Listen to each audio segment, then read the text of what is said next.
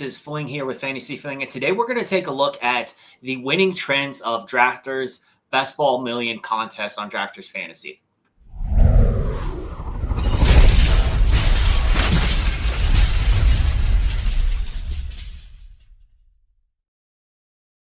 So I have the winning lineup here last year for Drafters Fantasy Best Ball Millions. Bengal Buck, first place, 500K.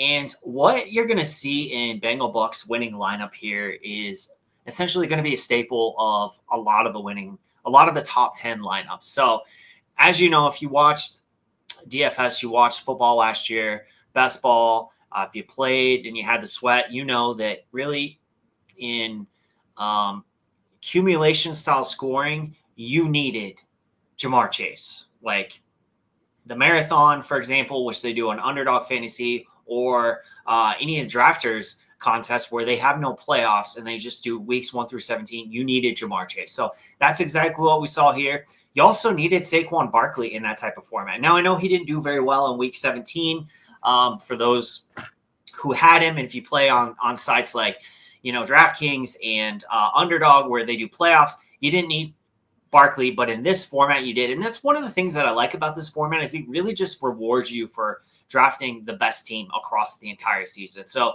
Jamar Chase, Saquon Barkley, Derrick Henry, Josh Jacobs. So really what we see here was more, you could say, I guess it's a balanced build, kind of hero wide receiver with 3 straight stud running backs. And then you went 3 straight wide receivers after that. So I'd say if you just look at the first 7 rounds, this looks like more of a balanced build to me. And it definitely was the opposite from the year before, which was wide receivers, and, the first 3-4 rounds, and then maybe like 1 running back, where we saw more 0 RB lineups in the top 10 of Drafters Million in 2023. Well, 2024, you had to have guys like Saquon Barkley. You had to have Derrick Henry. So obviously, when we look back at these past winning lineups, many times it's just going to be the story of what that season was last year. So that's something to kind of keep in mind. But nonetheless, there are some trends that we could take away, and we're certainly going to look at that as we navigate. First, I just want to look at this lineup, and then I'm going to show you some of the trends that were across all top 10 winning teams. And then, of course, we might dissect some of these lineups a little bit further.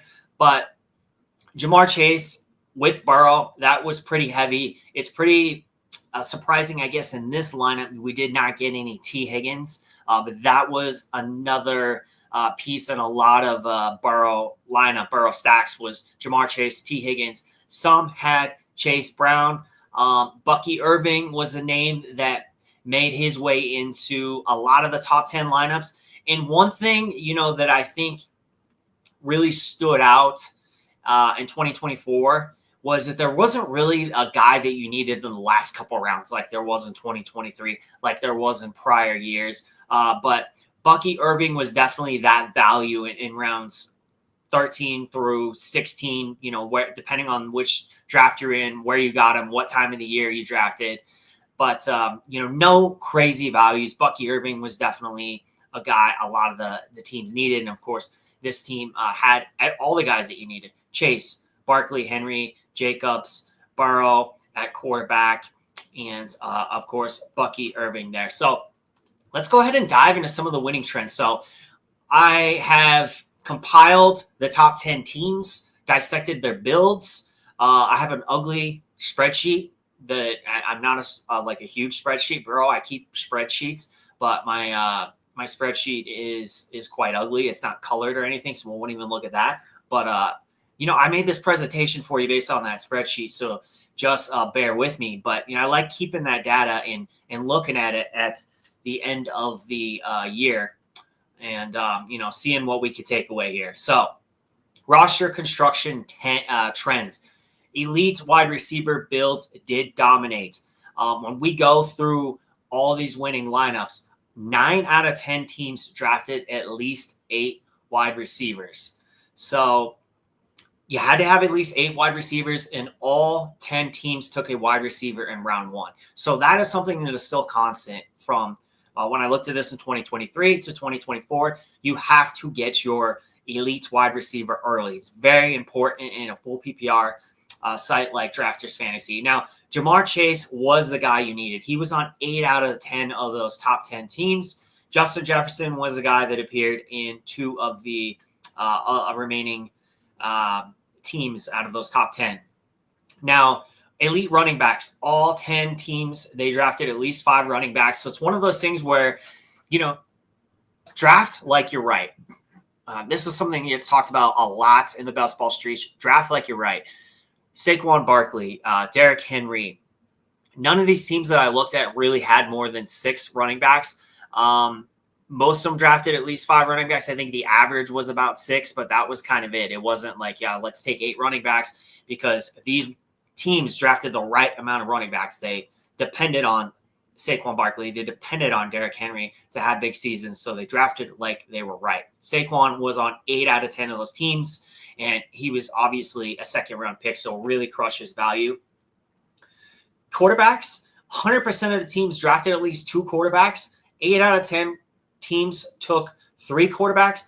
None of them took more than 3 quarterbacks in the top 10. So that's kind of a constant of the drafters is really you're going to take 3 in most builds. And I think with the extra 2 rounds, as opposed to what you get on Underdog Fantasy, which is 18 rounds, I think the extra 2 rounds just makes it that much more viable to just take 3 quarterbacks. But certainly, if you take a Josh Allen, you take a Lamar Jackson, there is still a case to be made for just drafting 2 quarterbacks.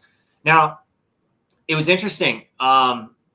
Even with Brock Bowers, kind of crushing value for a 6th-round pick, there still, there was really like no elite tight end where you just needed 1 guy and really you were fine with 2 tight end builds. All 10 teams drafted exactly 3 tight ends. So it's kind of the same thing with the quarterbacks. There's 20 rounds. I think it just makes more sense to take 3 tight ends. If you're taking a Brock Bowers, specifically where he's going right now in the 2nd round, then just take 2. But if you're waiting a little bit, definitely want to take 3 tight ends. Stacking and correlation. So primary stacks, this kind of goes without saying at this point in DFS and in best ball. But I think because you never know, we may get some people that are just trying out best ball for the first time. Maybe, some redraft people. So, we got a wide blanket here. 10 out of 10 teams had at least 1 primary stack. Now, when I say primary stack, you essentially mean a quarterback with their pass catcher. So the most common was QB plus 1 pass catcher. This happened in 12 times out of 10 teams. And of course, most of the teams are drafting 2 to 3 quarterbacks. So you're obviously going to have more than 1 stack per team. So that was the most common, QB plus 1. And about half the amount of times of QB plus 1, there was QB plus 2 and QB plus 3. They're pretty evenly split. QB plus 2 happened 5 times and QB plus 3 happened 6 times. You really didn't see QB plus 4. I think there was like 1 instance, but I would avoid that in most instances unless, of course, you are, including the running back in one of those. And the running back can be considered a pass catcher as well, specifically guys like Christian McCaffrey, Rashad White comes to mind, Jamar Gibbs, a lot of those receiving backs. Now, another thing that gets overlooked when we talk about stacking, and, I think people think about this more in DFS and they don't think about it enough in best ball, but secondary correlation is key as well, because you're basically betting on certain teams to win. Maybe you didn't get Joe Burrow, but you got Jamar Chase and you got Chase Brown. So you're betting on the Cincinnati Bengals in that scenario. All 10 teams had at least 1 team stack. So that could be, running back and a wide receiver and a tight end, running back and tight end. That could be a lot of different ways you can stack it, but all 10 teams had at least 1 stack. 50% of the teams had at least 2 or more team stacks. So we're talking, 2 team stacks or 3 team stacks was something that was prevalent as well. Now, winning build archetypes.